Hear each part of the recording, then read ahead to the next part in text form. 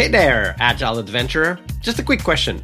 What if, for the price of a fancy coffee or half a pizza, you could unlock over 700 hours of the best Agile content on the planet? That's audio, video, e-courses, books, presentations, all that you can think of.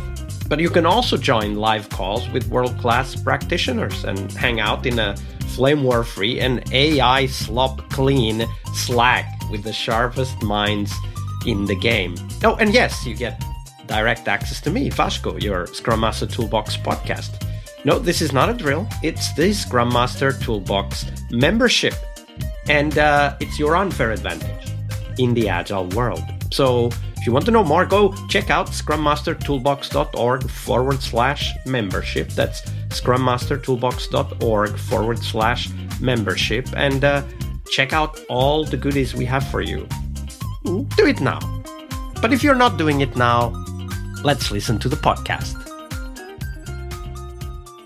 Hello, everybody. Welcome to one more week of the Scrum Master Toolbox podcast. And this week, joining us from beautiful Brighton in the UK is Steve Martin. Hey, Steve, welcome to the show. Vasco, thank you for having me on. It's a pleasure to be here. Absolutely. It's a pleasure to have you. So for all of you who don't know yet, Steve is an Agile coach, a mentor, and the founder of the Agile Master Academy. After over 14 years leading Agile transformation programs, he's on a mission to elevate Scrum Masters, building high-performance teams, measurable impact and influence, and of course, raising industry standards of Agile mastery through practical and evidence-led coaching. And this is very important, of course, and I'm sure we're going to talk a lot about this evidence-led coaching during this week. But to start us off, Steve, tell us a little bit more about yourself and how did you end up becoming a Scrum Master in the first place? Well, Vasco, we're going back a number of years now. I actually had hair when I first started. I did too! Look at that! You did too. Not as grey as where I am now as well. I started off as a project manager, and I kind of fell into Agile. I had never heard of it. I was really buzzed and inspired by the kind of tech companies of the early 2000s, like the real kind of big, the .com era. I sort of probably hit the back end of that, and I really wanted to get involved. Like, how do I use my skills to get involved in this? I wasn't an engineer in any capacity, a software engineer or anything. So I was a project manager working for a charity, and I just basically stumbled upon Agile, and this thing called Scrum Master came up, and I went into the Scrum Master course with Agile Bear, where it basically 2 days, and I learned. It was like I came home. I was like, this is amazing. Like, I've been in a career, in different careers for about 15 years by this point, and I had never seen anything like this. It was like a real light bulb moment. It felt natural to you, right? It felt natural, but it was also, I think, the fact that it was just so fluid. It didn't seem like there was any real angst, right? Where there was just like if you're working in a really bureaucratic organization, which is where I spent a lot of my early career, all you would see would be barriers, and everything just felt like such an effort. Whereas working with a Scrum team, and that's how I got into it. I joined a very small software company, and I just looked around, and everybody just seemed to have such energy and such a will to want to do it right, and to actually there was just a real buzz, and so it was so different to anything I'd experienced before, Absolutely. It feels familiar to me, that aspect of being a project manager and understanding. You call it the angst and the obstacles, like that. That's very, very much like project management felt back then, and it still feels today, because of course project management is unfortunately fighting against entropy, right? Like in Hitchhiker's Guide to the Galaxy, the Yes. universe tends to entropy. If you do nothing, it reverts to chaos, and that's how reality is. And imagine having to fight that all the time, right? Well, I don't need to imagine because I was there for many years as a project manager. Yes. And in Agile, we have this approach where entropy is just signals, it's information. And that information is absorbed and handled by the system because the system is constantly adapting. And here, by the system, we mean the whole management approach, the engineering practices, all of that, right? Like, because Agile was born in the context of accepting that changes are coming, chaos is natural, and we need to have a system that adapts and thrives in that kind of unpredictability, right? I don't know if that's how you felt it, but that's how I translate it in my head, because I felt the same, right? I was famously a skeptical, and I've talked about that a lot here on the podcast. I was a skeptical of Scrum, I was a skeptical of Agile, but the first time I did a project, I said, God damn it, how could we even work in any other way? Yeah, I agreed. It's something I found, pretty much straight away was that real. It was almost like you're looking around and you're just seeing that where people would feel safe amongst this kind of structure and standards. And you mentioned about chaos and unpredictability. I think that's where we've been battling over the last few years. I think organizations tend to want to have that predictability. And so that's probably where we've been battling so much, because it still hasn't properly landed, right? And there's nothing wrong with wanting predictability. What's wrong is Yes. building processes that depend on it existing. And it being perfect. Yeah. And So Steve, risk-free. well, I imagine that, through that realization, I'm sure you have some amazing stories to tell us. But of course, today's Monday here on the podcast. So we have the Fail Monday. And in Fail Monday, we focus on the things that didn't really go as we expected. Because even though Agile is adaptable and it thrives with unpredictability and uncertainty, the fact is that not everything works out the first time we try it. So we want to explore one of those stories, Steve. Tell us that story. We'll dive into the takeaways later, but tell us the story first. Yeah, well, I failed an awful lot in the beginning. And I tell you, the first couple of years I spent really hiding the fact that I didn't have any experience. And it was really difficult for me. I had no mentor.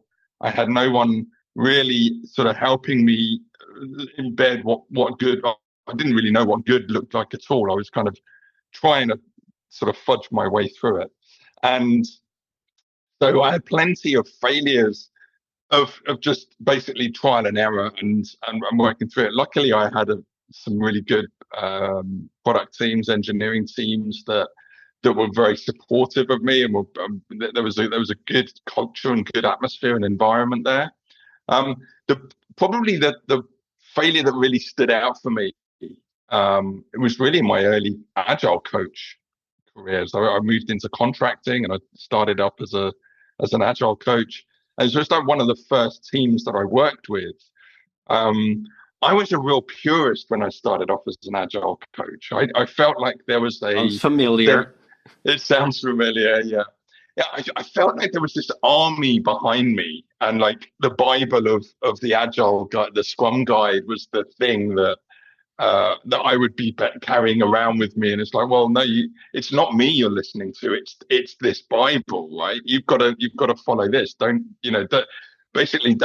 challenge me on this, because this is how it's supposed to be. And of course, the problem with that is you're pushing against the tide.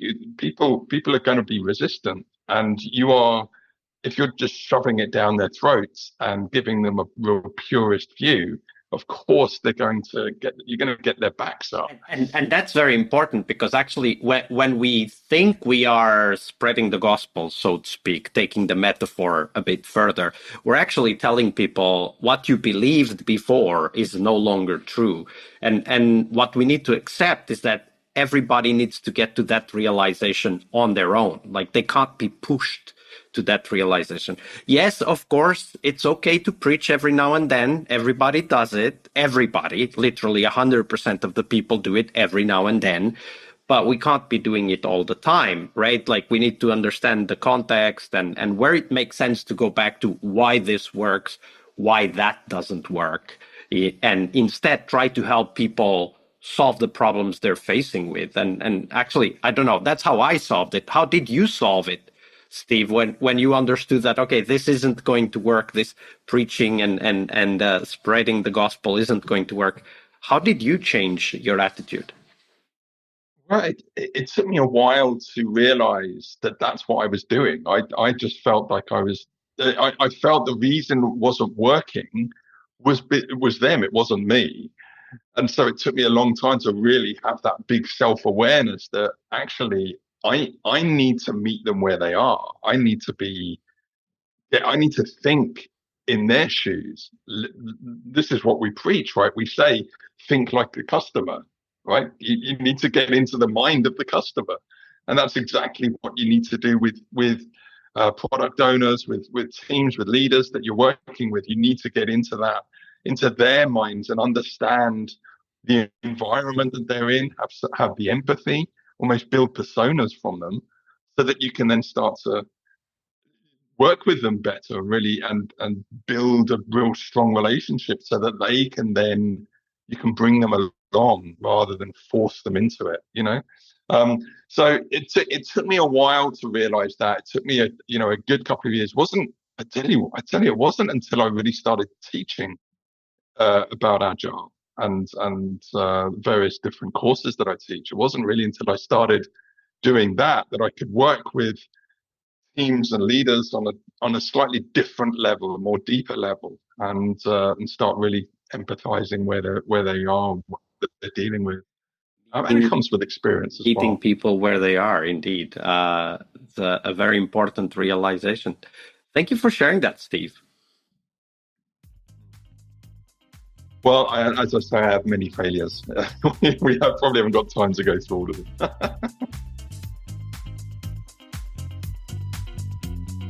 All right, I hope you liked this episode. But before you hit next episode, here's the deal. This podcast is powered by people like you, the members who wanted more than just inspiration. They wanted real tools and real connection to people who are practicing Agile every day. We're talking access to over 700 hours of Agile Gold, CTO level strategy talks, summit keynotes, live workshops, e-courses, deep dive interviews, books, and if you're into no estimates, we got the pioneers of no estimates in those deep dive interviews as well. Agile business intelligence, creating product visions, coaching your product owner courses, you name it.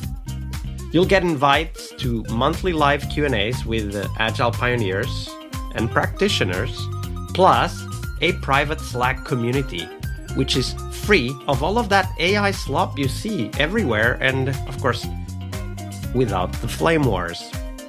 It's a community of practitioners that want to learn and thrive together. It's the best place to connect with community and learn together. So if this podcast has helped you before, imagine what you will get from this podcast membership. So head on over to scrummastertoolbox.org/membership and join the community that's shaping the future of Agile. And we have so much for you.